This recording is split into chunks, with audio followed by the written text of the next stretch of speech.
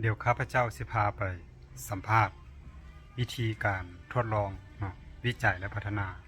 ของประธานไปโซ .com ไปโซ .com แมน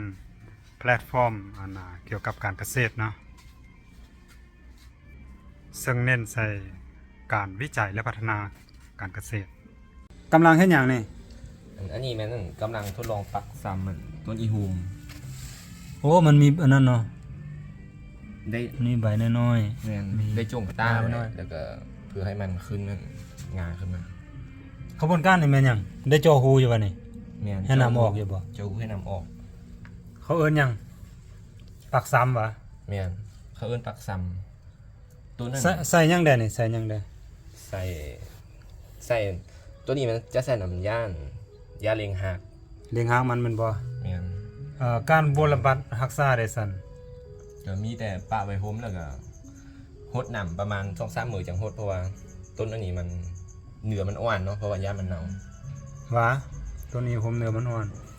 เอาปกติบ่ได้นั่นวะบ่ได้เอาอัน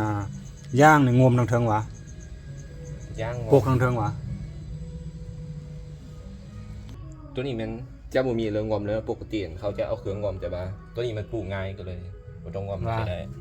มันติดง่ายวะ แม่น ออกหางง่ายวะ แม่น โอ้สังเกตมันก็นั่นเนาะมันเป็นตาเนี่ยตาขาวๆเห็นบ่ แม่น ขาวๆนี่แสดงว่าอันต้นนี้มันสามารถออกหางได้ง่ายเด้เบิ่งเห็นบ่ตุ่นๆนี่เห็นบ่เห็นบ่โอเคไปโซการเกษตร